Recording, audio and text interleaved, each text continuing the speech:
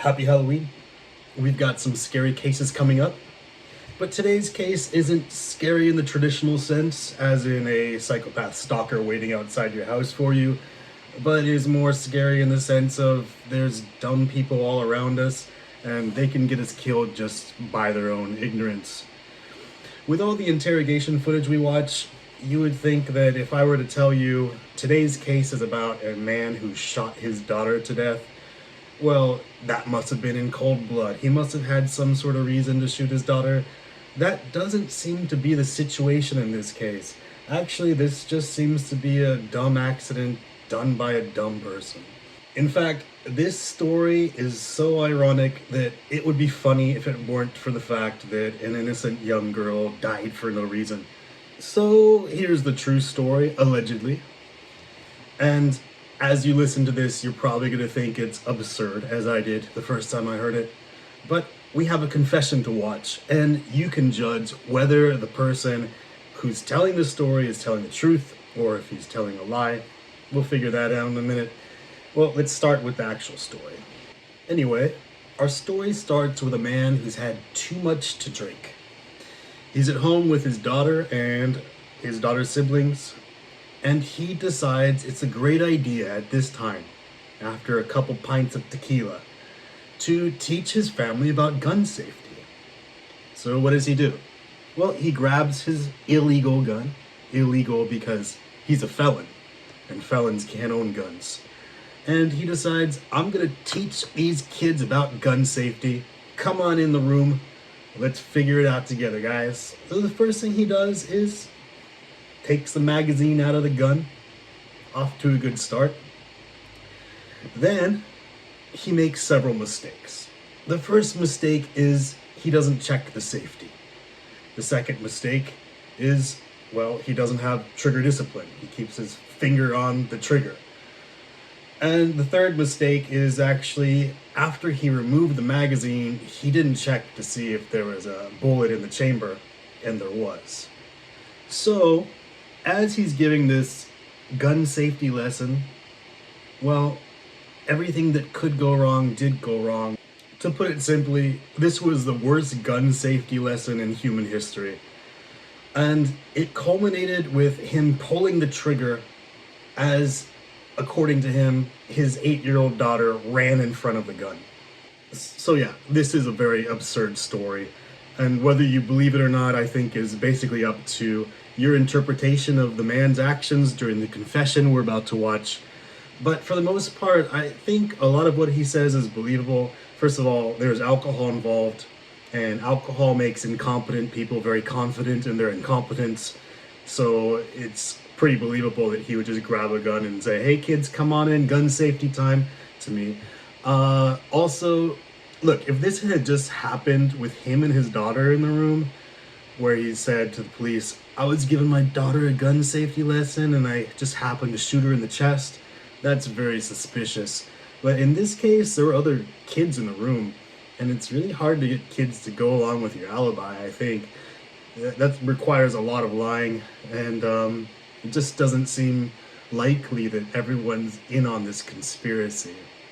And third, well, look, as a father myself, I know kids are always trying to get themselves killed. I'd say 80% of my time as a parent is preventing my kids from killing themselves. So the idea that the child ran in front of the gun isn't that absurd to me. Though it's possible that this drunk dude was just like, hey, check out how safe I am with my gun. And he aims, look how confident I am. I can aim it at my daughter and pull the trigger because I have such good gun safety measures. Nothing's gonna happen. I could see that happening, but I think the kids would probably tell the police that that was the story. In the end, you be the judge. Here's the confession. Tell me what you think. Do you want my pick? Me? No, I'm good. Well, all right, it's okay, I'll just tell you. Got money in my pocket, burning a hole. One second.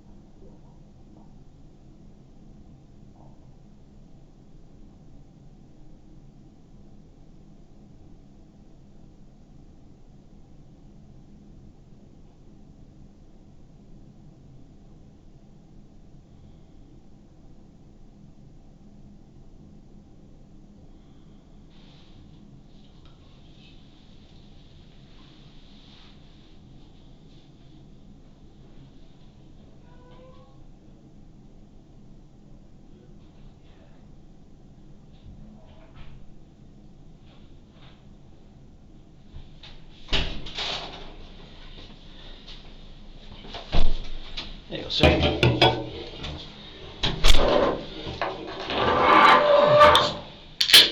I'm Jeff, Cedric, and we're here just to talk to you about what happened. And we know you were pretty upfront about it with the detectives and the officers and everyone you came in contact with pretty much at the hospital. But we just like to ask you, find out how it happened.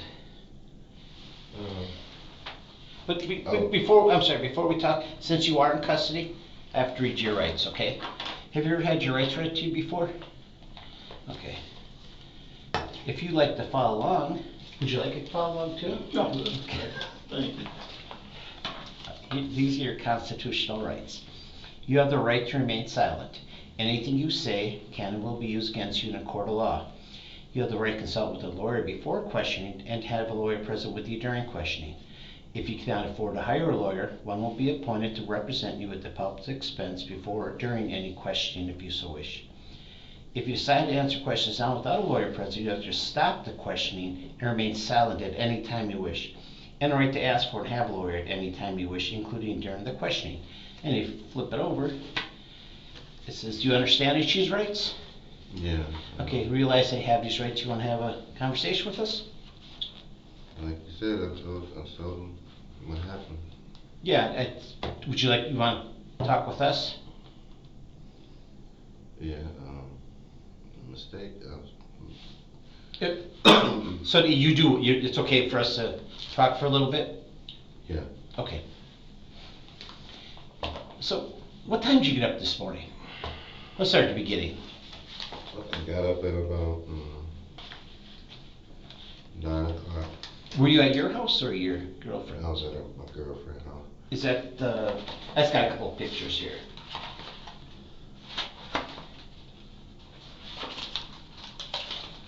You don't know how long it took me to print all these out. Does that sort of look like it? From the front? Right there. That's it? Yeah, just the house. Okay. All right. And you spent the night over there? Is that usual? Is that usually where you spend the night, or are you back and forth? Back and forth there, but I normally be there with the kids. Okay. When I get off work. Where do you When work at? She go to work. HSM in Sheboygan. Oh, you gotta go all the way to Sheboygan? I had to go all the way to Sheboygan. So you got up about 9 o'clock to watch the kids? Got up about 9, and then I went inside some legal papers next door, and What kind of legal papers? my dog jumped the fence and he killed their little dog. Oh, So, which daughter? killed their dog. Which daughter did it? My dog. Oh, your dog. I'm sorry, your daughter. Okay. Oh, damn. And I went inside them papers, then I go back in the house and sit down and watch TV for a little. Well, that's when she woke me up, and then I sat up, watched TV. Next thing I know, once I got woke up, and when I had to grab the lips, open the refrigerator, and I took a shot of liquor, a couple shots.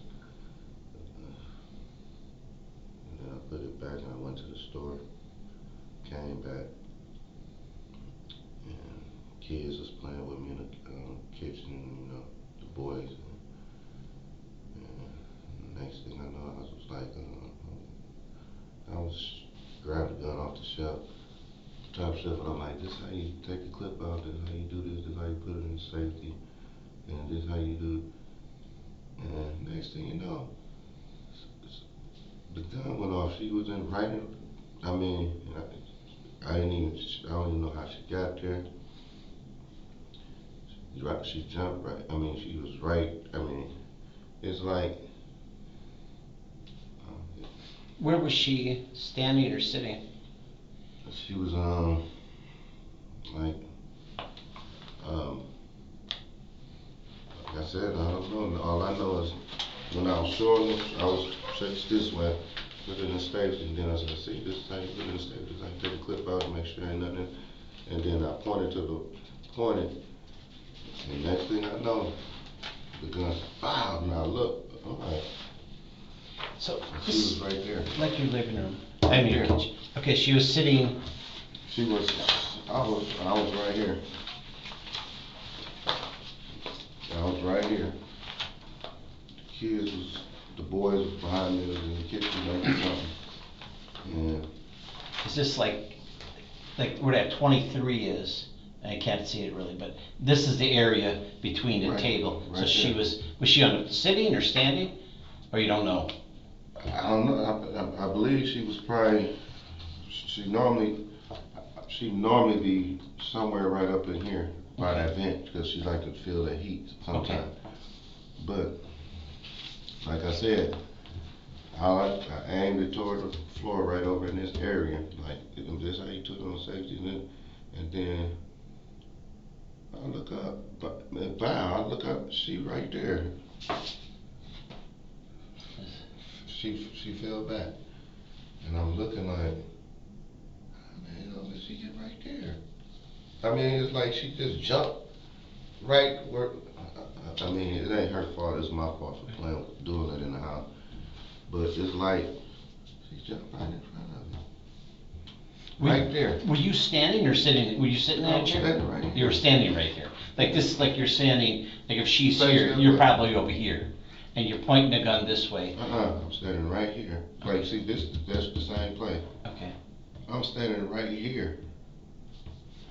Right here. Right. Okay. And I'm showing them, they behind me, and I'm showing them, boom, boom, boom, and then I pointed right down this way, like this, like this. So you're Like pointing this it away way. from her, but you see it. Yeah, and then all of a sudden, I look up, bow, I go, bow, she right in front of it, I mean, right there. And I'm like, it was a drink, probably, you know, I mean, she moves around a lot. But, right there. Do you know what this? If you look at that, the number 25. a bullet. I got it close up. Yeah, there's a bullet. How did that get there? Do you know where that? I took it. I was, like I said, I was showing them, and then I took one out. I saw them taking out the thing, and it shook off. Okay, so you pulled the magazine out. Is that what you said first? And that's your magazine for Yeah, it? I pulled that out, and then it was out already, huh? When y'all got there? That's where we found it. Damn it. Yeah, pulled it out, and then I'm showing them, and I'm like, make sure they nothing in the chamber. So do you think you could have maybe extracted one from, this bullet out of the chamber first, and then removed a magazine, so there was still one? Yeah. Is that what you think you did, maybe? Yeah, when I took that out, Was that a full clip? yeah, it was supposed to be 16 in there. Okay. And this would have been 17. I mean, a total, so now there should be 15 in there. Well, there's 14, 15 in the one you shot. It's a full clip, man. That's a full clip. Must have been one in there, it's somewhere in there. It looked full to me. That is, it's full.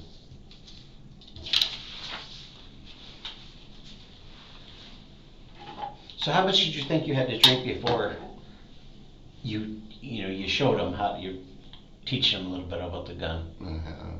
Probably half a pint. Just a half a pint? Is that that number? There was a bottle on the table. We weren't there. We were at. I know. Yeah. They came there and did all that. Yeah. We didn't start till midnight. We were getting our beauty sleep in there. Yeah. Is that what you're drinking? Yeah. So is this all you drank today? Just. Half a pint and probably a little. Just when I went to the store, I had drunk a half. Then I went and got another half. Okay. That's when I went to the store. So this is the bullet that you extracted, but you probably took the bullet out, and then pulled the magazine. But that would still leave one in the chamber. Yeah, that's probably what happened. Yeah.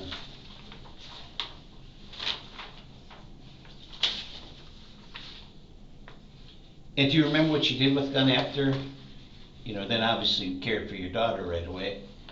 I threw it, man. I threw it somewhere. I threw it. Is that like, this is your living room right behind your rear recliners? Yeah, I dropped it and ran to the. Is that the firearm that's used? I got a close-up on it that's at down here, but that's the one that was taken at your house. Yeah. And this is a picture in the magazine too.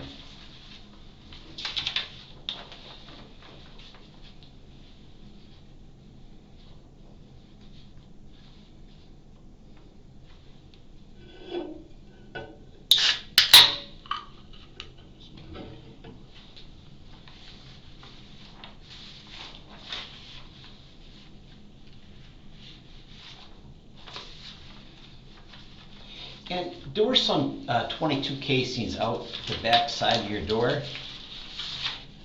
Somebody was saying that at 4th of July, like people pop some rounds in here. But that seems like a long time. Was that probably from, did you do that around New Year's? Okay. I mean, to be there from 4th of July, they didn't look that old. I have close-ups of them, but it's not really a big deal. After you accidentally shot your daughter, did you leave out the back door? Do you remember? Yeah, I picked her up and ran out the back door. And was your truck parked on Highland then? Yeah, it's parked right. Okay. Or your van, I should say. That's this van, right?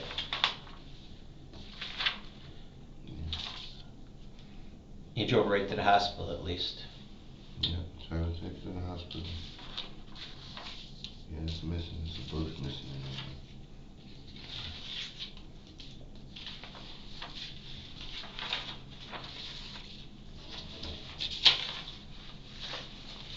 So, where did you get that gun from? Bought it off the street. How long ago? Do you remember? About a week ago. Oh, just about a week ago? How much you pay for it? I mean, it looks like a decent gun, not like a... Hey, like, $300. Yeah, I mean, like some of those, what are those, high points that look like they have Phillips head screwdrivers hold them in together. Just bought it about a week ago for $300. I know you gave consent for your car, for your van. Yeah. But they also, and I don't know exactly why, they would like to look through your phone. Is that okay if they look through your phone? If not, this is a consent form, and I would have to read this to you. If they felt like they want to look in your phone for some reason, they would, like this last one, it says, I have to concentrate, refuse this consent, and have us write a search warrant. If they really wanted to, they would write a search warrant to look through it. I don't know what kind of evidential value it would have in it, but. I mean, they can look through the phone, man. Okay. Do you have an unlock code or anything? Yeah. Do you have a number, or is it a? You know what? Just to get a search warrant, they can look through it like Okay. that. Yeah, it ain't nothing. All right. Yeah, I don't know what. It's probably just looking to see if you called anybody, like called your girl or something like that on the way to the hospital or anything like that. Didn't do that. I just jumped in and ran to this hospital. And also, they would like us to ask you if you can provide a sample of your DNA, just to test it to the. Even I know you're on file already, but every time the crime lab, they want a 1-to-1 matchup. Other than running it through the whole system. And that's another thing, if they felt that will definitely write a search warrant for your DNA, because they have to match it to the DNA on the firearm. Would you be willing to provide a sample? Yeah, they should have it. They took blood. Oh, that's different. That's all they're checking with that on that form. Yeah, I'll do that. Yeah, okay.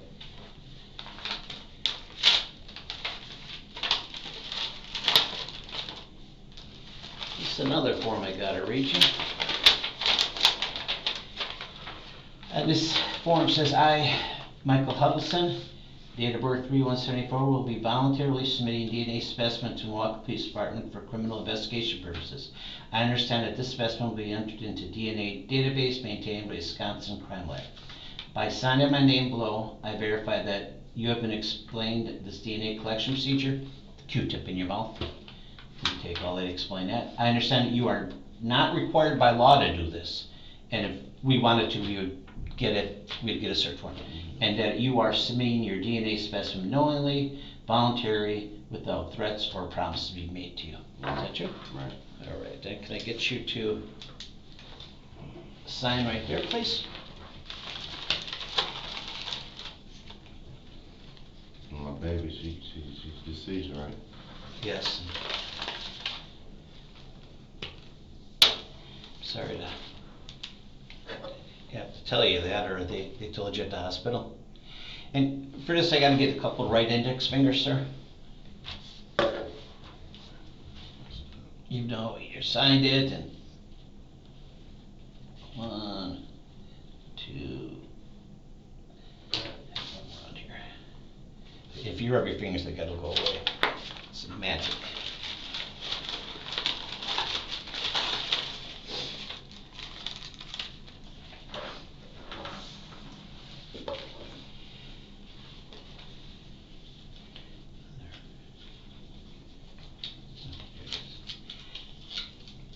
I don't know the way you do this. You know, that It's always terrible, I always watch other people. yeah, I saw Jose do it the other day, and he does it even a different way. He just takes the middle off and leaves the end on, and it seemed to work good for him. I did it some other kind of stupid way, but I saw Fidel do it this way, and it seemed like the best way for me. So, you know, do it before you put your gloves on, especially.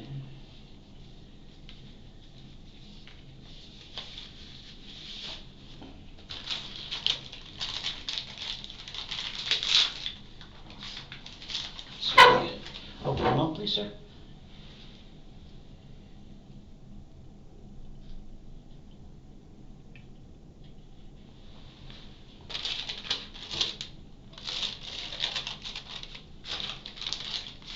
And one more time, sir. Gotta do the other side of your mouth. It's like, I think you're gonna have different DNA on the other side of your mouth. Which sounds silly to me.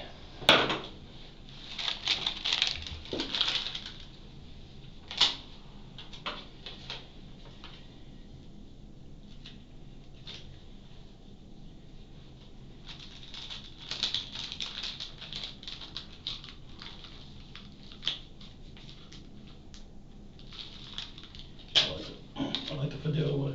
Yeah. What was he got, 25 and change years on? He probably did every way in the book.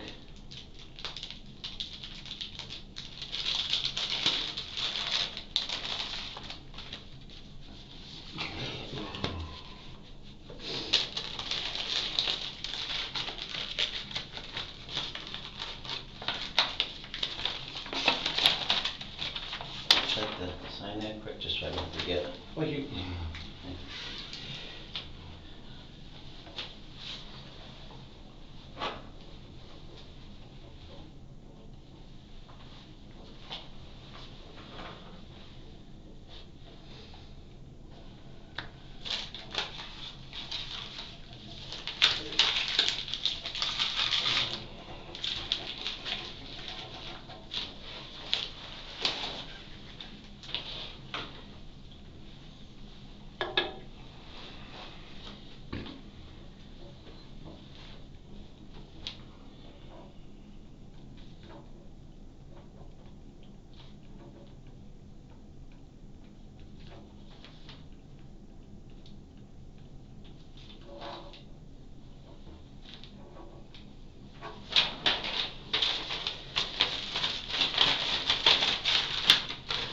So if I just recap briefly with what I remember here, you got about 9 o'clock, you were staying by your girl's house, kind of split time between each houses.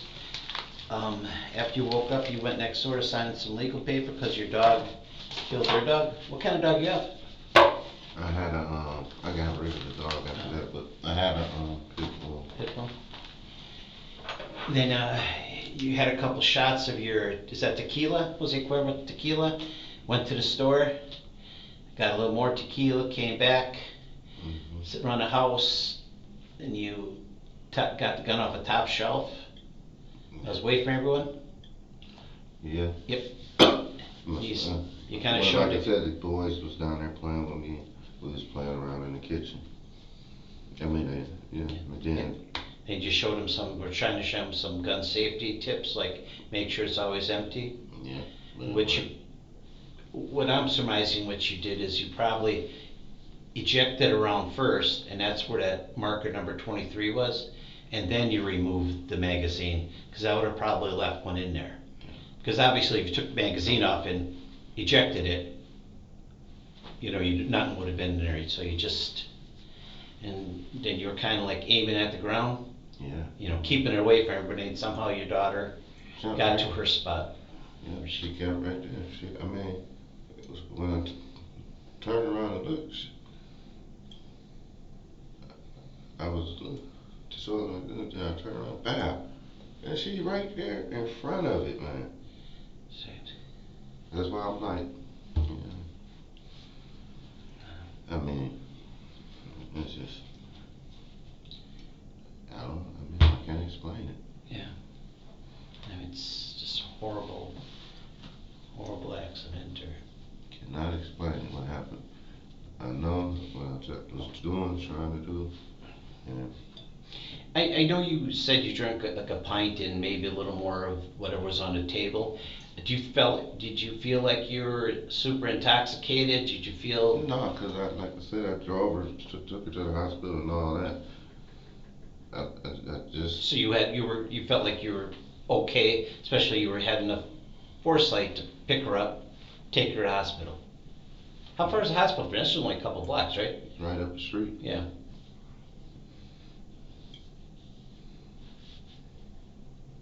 And I think that's why they asked for your blood before, just to see what your. Yeah, that's what they took the blood to see Yeah. my alcohol level. Yeah. Would you like another soda, sir? Yeah, I take mama. Do you want another a bag of chips or anything? Nah, it's soda. Okay. I'll be right back.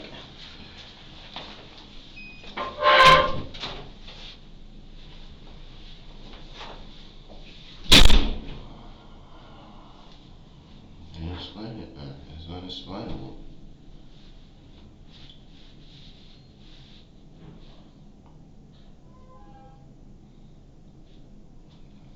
No, not that. No, damn well.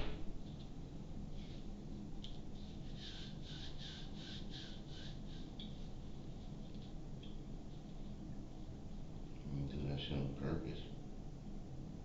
Know that.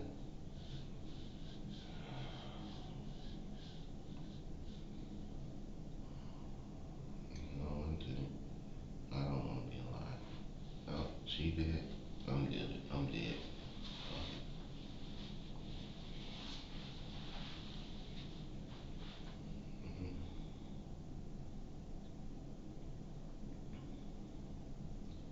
This is, I ain't gonna even, I'm done talking.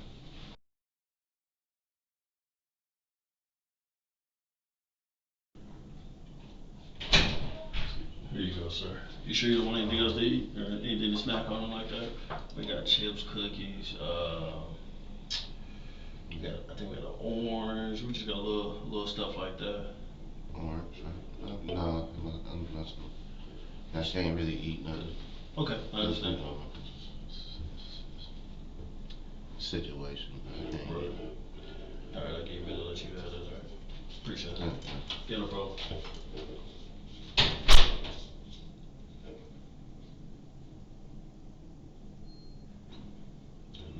Nothing.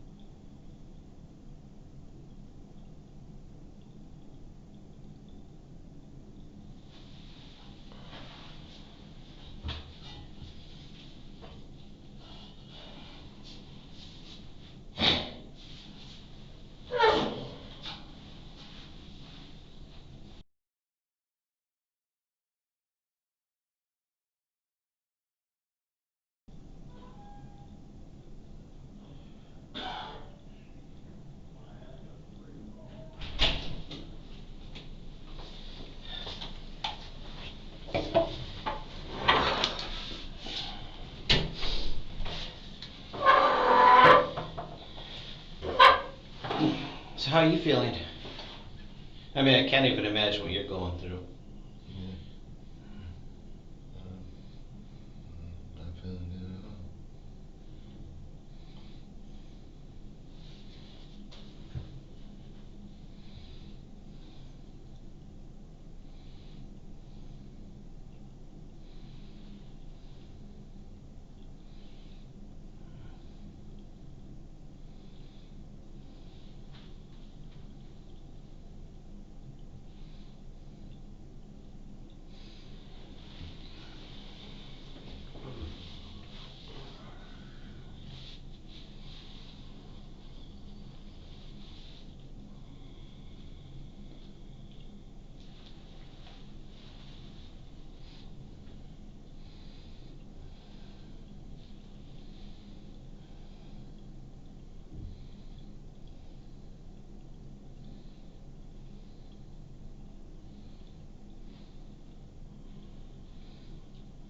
Would you like us to take you back upstairs? Yeah. Alright. Y'all done with your sodas?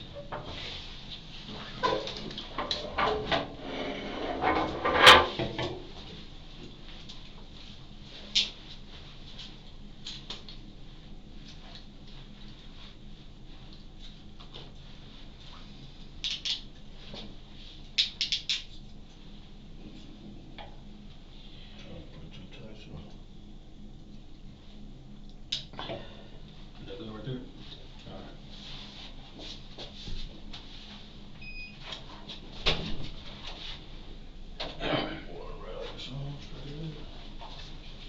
So, I hope you guys enjoyed that. Like I said at the beginning of the video, I don't think Michael was lying here.